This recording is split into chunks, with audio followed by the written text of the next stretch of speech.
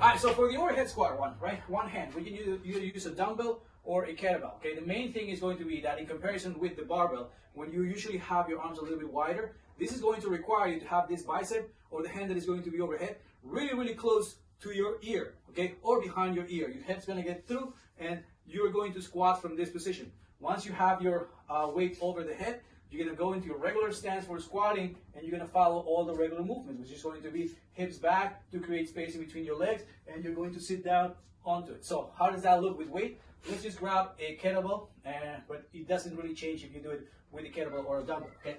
Kettlebell. I'm going to bring the kettlebell outside over my head. I'm going to keep it really, really close to me, hand out for balance, and from here, I'm going to go hips back, sit down, and stand up. How does that look from the other side? Same way. One hand out for balance, hips back, sit down, and stand up. Notice how this is really, really close to me. Like I said, the opposite with the barbell. When your hand is really, really wide, it's going to be right on top of my skull, okay? With the dumbbell, same demonstration. Looks exactly the same, okay? The head of the dumbbell is going to be facing you. We're now doing this. The head of the dumbbell is going to be facing you. And from here, hand out for balance, go down, stand up, hand out for balance, and stand up. 1 arm overhead squat.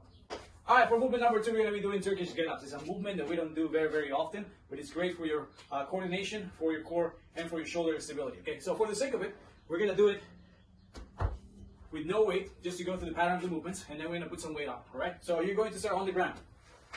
Flat. Hands out, okay? I'm going to bring one hand up, and this is going to be my right hand. Okay, notice how this hand is right on top of my chest, okay? It's not on my eye level, but it's on top of my chest. So if I have my right hand up, my right leg has to be up, okay?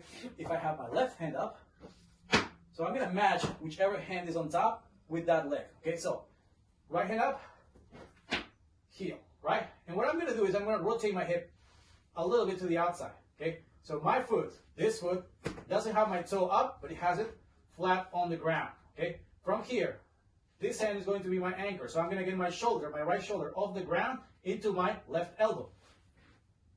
Okay, from here, I'm going to go into my hand. From here, I'm going to create a bridge with my left hand, which is on the ground, and my right foot. So all I'm doing is just picking up my hips. That's all I'm doing, all right?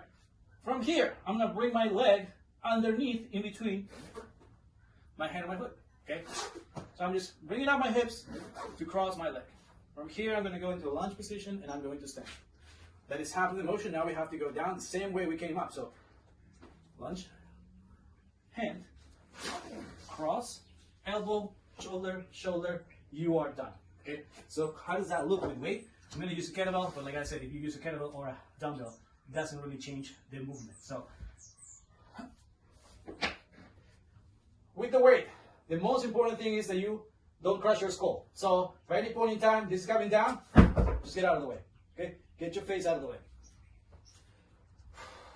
From here, matching, right? Matching. Right hand, right leg. So from here, I'm going to go into my elbow. Hand, hips up, leg across, lunge position, stand up, get down, hand, cross, elbow, shoulder, shoulder, and you're done.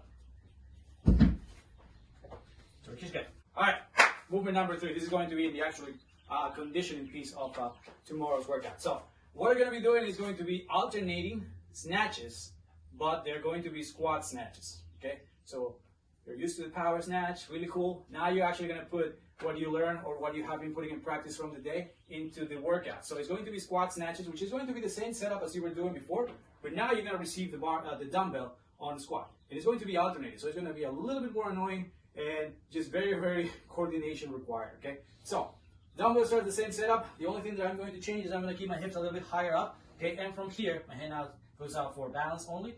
I'm going to bring the dumbbell up and receive it on the squat. Now I'm going to bring it down.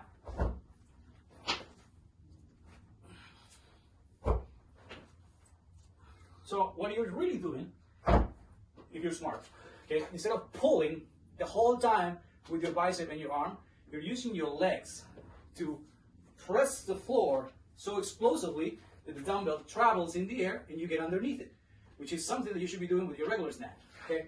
So, no much pulling, but a lot of leg takeoff from the ground. So you're holding the ground, pushing the ground to jump and get underneath the dumbbell.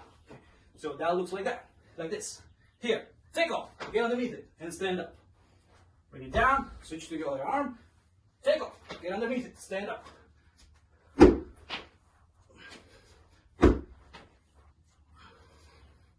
It's gonna be a leg burner, so good luck.